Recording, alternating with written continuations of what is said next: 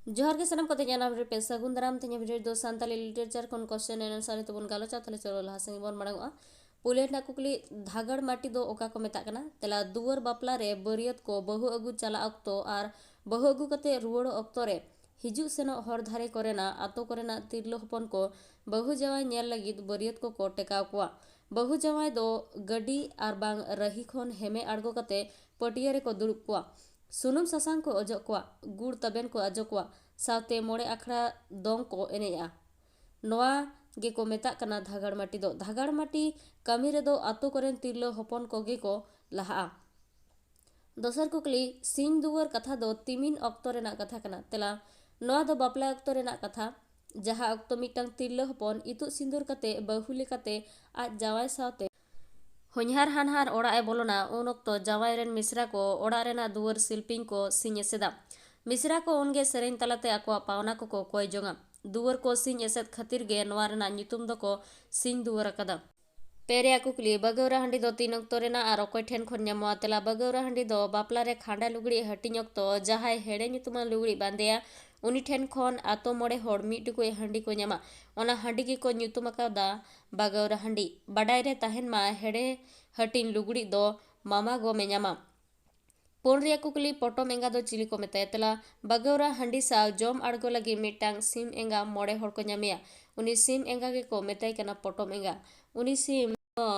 मामा गम तकिन की किन एमोआ उनिया जेल उतु घनट लगी सुनुम बुलुंग सासांग को सानामागे आकिन गे लगाव किना मोड़े रे कुकली जाहेर दारे दो तीन अक्तो हटिñoa आर तीन कते तेला बापला रे गनपन एपेन चापाल अक्तो कोड़ा आर कुड़ी आतो रेन माझी बाबा तकिन दुड़ु मित कते कथा तकिन तपल मिदुआ उन रेगे गेल तुरुई आना कौडी समान समान हटिñ कते किन तपल मिदुआ ओनागे को मेता कना जाहेर दारे हटिñ दो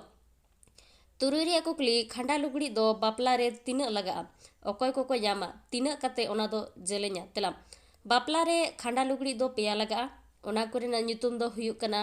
एंगा बोंगा आर हेड़े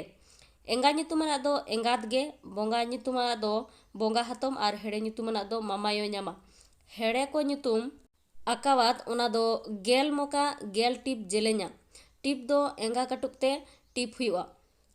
एंगा ᱧᱩᱛᱩᱢᱟन दो गेलबार मोका गेलबार चौका चौका दो पुन कटुक रे हुयुआ आर हातम ᱧᱩᱛᱩᱢᱟᱱᱟ दो गेल पुन मोका गेल पुन चौका जेलेña एयाय रे कुकली गोनोंग मिहु दो तीन को लगा तेला बापला रे ओने गोनोंग मिहु दो बारिया किन लगा मेनखान बारिया दो उनगी किन ᱧᱟᱢᱚᱜᱼᱟ कुड़ी गिद्रा रेनी आपात जेवेत ए ताहे लेनखान गोनोंग मिहु दो मिटटांग दो को मेताया आपा इतत आर मिटटांग दो बारे इतत मिहु दो 30 हो लेखा रे बांगे अदोआ आपा इतत दो ओने लयकान आपात बांचावे ताहेन खान दो एमो हुयुआ आपा इतत मिहु दो दाम कम आर बारे इतत मिहु दो पेठाड़ मिहु को एमा कोआ आपाल हेते नुकु दो तुम्बदा सातेदा को मेता कोआ इरल रेना कुकली इदी रुवड़ आगु रुवड़ दो तीन अक्तो रेना कथा कना तेला नवा दो बापला अक्तो रेना कथा कना मिटांग कुड़ी गिद्रा एटा मिटांग ओड़ा रे